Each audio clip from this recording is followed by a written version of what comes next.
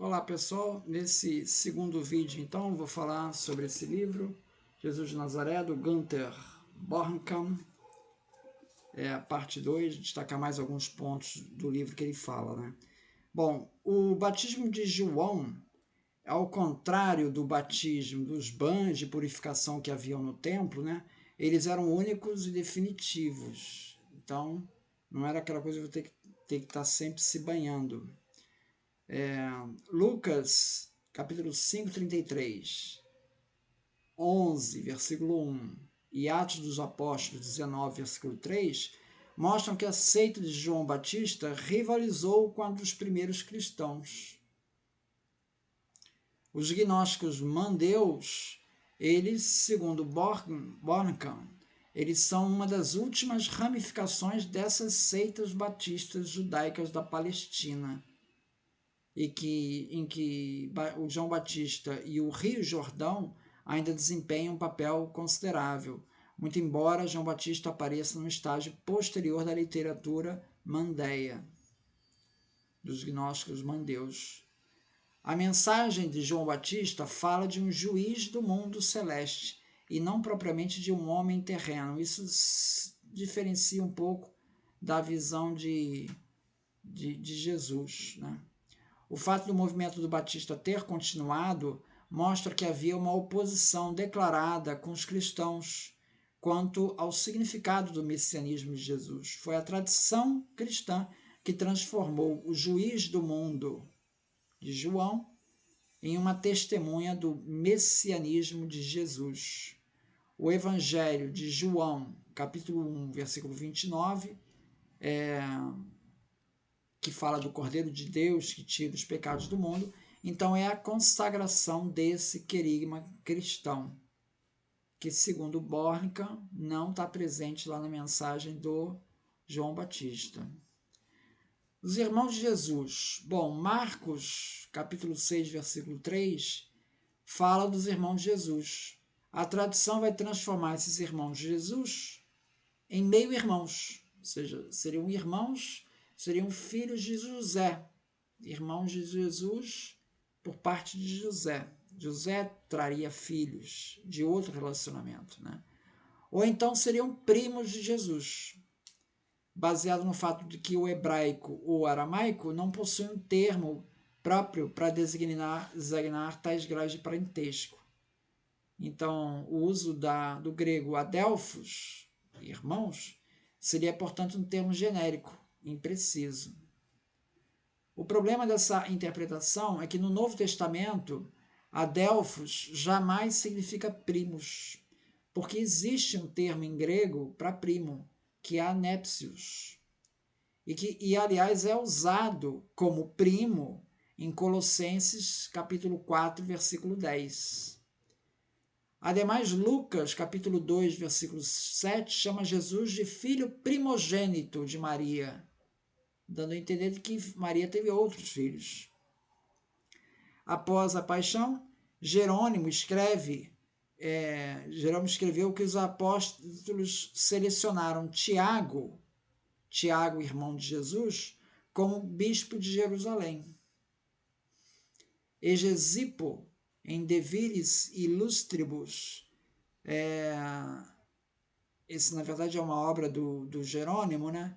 Ele cita o relato de Hegesipo sobre Tiago, a partir do 5º livro da obra em comentários de Hegesipo, que foi perdida, mas a gente tem transcrita esse trecho no texto do Jerônimo, né? E ali fala de Tiago, irmão do Senhor, chamado justo, foi feito líder da igreja de Jerusalém. Então, o que tudo indica, esses são irmãos de sangue. Quando questionado quanto ao pagamento do tributo a César, Jesus diz: dai a César o que é de César e a Deus o que é de Deus. Essa passagem está em Marcos 12, 27, Mateus 22, 21, Lucas 20, 25 e também está no Evangelho de Tomé.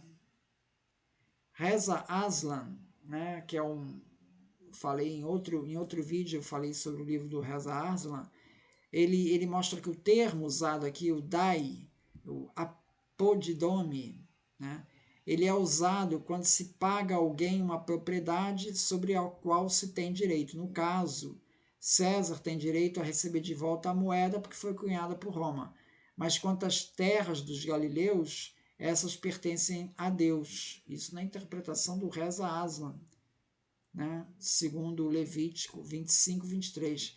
Portanto, essa resposta de Jesus poderia ser interpretada como um ato de sedição contra Roma.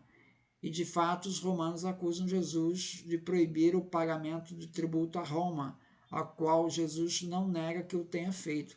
Lucas, capítulo 23, 36. Gunther Borkmann, ele não concorda com essa interpretação do Reza Aslan, né?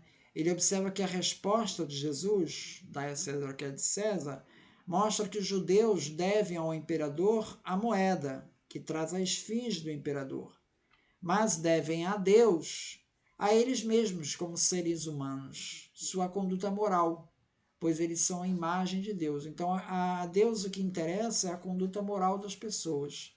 É isso que ele quer dizer com essa passagem. Dai a César o que é de César e a Deus o que é de Deus, segundo Gunther Bornemann. Então, não tem nenhum traço de sedição aqui, como o Reza Aslan fala.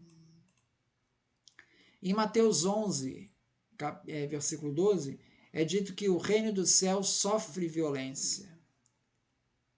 Ao passo que Lucas, capítulo 16, se refere a que todos se esforçam a entrar no reino de Deus com violência.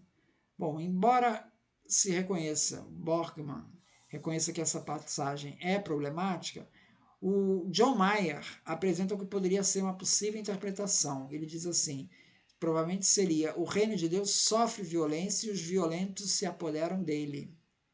Em Mateus, capítulo 10, 34, Jesus diz: não pense que eu vim trazer a paz ao mundo, não vim trazer a paz, mas a espada. Bornemann destaca que a passagem não diz que os discípulos devem usar suas espadas numa luta contra Roma, mas que eles irão sofrer pela espada. É por isso que se diz, a tradução mais adequada, segundo Borkmann, é: o reino dos céus sofre violência. Tá? Então, ao que parece, o que ele diz é: o reino de Deus, agora em irrupção, está provocando uma investida violenta contra ele. Para Bornemann, o fato de Jesus receber a condenação da cruz mostra que para Roma ele era um agitador, mas não que ele tenha atuado como um líder zelote de movimento contra Roma. Então, novamente, tanto John Mayer quanto Bornemann concordam que Jesus ele não está incitando ninguém a pegar suas espadas e lutar contra Roma. Ele não é um líder zelote, ele não é um líder revolucionário. O John Mayer, ele se refere a Jesus como taumaturgo, né? Com referência aos milagres. O Gunther Borkmann, ele observa que Jesus não gostava de ser enquadrado como taumaturgo. E, por exemplo, em Marcos, capítulo 1, versículo 35, ele impõe o silêncio às pessoas que ele cura. A exigência de um milagre como comprovação é vista como uma provocação a Deus, destruindo pela raiz a confiança necessária para a fé verdadeira. Então, Jesus não exige essa exigência, pelo contrário, ele pede fé. A questão do tema do pescador de homens, né, que Jesus usa para Pedro, né, te transformarei em pescador de homens. Essa visão, o Gunther Borkmann a observa entre os judeus, é uma metáfora que traz uma imagem grosseira e depreciativa. Em Jeremias 16, em Ezequiel 47, 8, os pescadores são enviados por Deus para pescar homens, para o juízo final dos eleitos. Talvez Jesus tenha isso em mente ao pescar homens para o reino de Deus, segundo Gunther Borkmann. E a questão dos 12 apóstolos, né? A equiparação dos discípulos de Jesus como os 12 apóstolos, que se tornou comum na igreja desde tempos antigos, não é confirmada pela tradição mais antiga, utilizada na redação dos evangelhos. Os discípulos, eles são referenciados como discípulos, que em grego quer dizer matetes, que aparece 156 vezes nos sinóticos. 34 vezes aparecem os 12 e somente 8 vezes como apóstolos. Em 1 Coríntios 15, versículo 5, Paulo se refere a si mesmo como apóstolo e diz quase de forma protocolar das testemunhas da ressurreição. Paulo usa o termo apóstolo a todos os missionários que proclamavam a mensagem da salvação. Em Romanos 16, versículo 7, ele mesmo se inclui como um apóstolo. E ele não teve com Jesus, né? E Paulo, nomeia outros apóstolos. Então, usar a palavra apóstolo somente aos 12 não bate com esse testemunho da tradição mais antiga. No Concílio de Jerusalém, Paulo se refere aos 12, mas em nenhum lugar ele os menciona como uma instância diretiva, apesar de seu papel como testemunha da ressurreição. Jesus reuniu em torno de si os 12 como um círculo mais estreito de acompanhamento e, mediante o número 12, expressou metaforicamente sua proclamação escatológica dirigida às 12 tribos de Israel.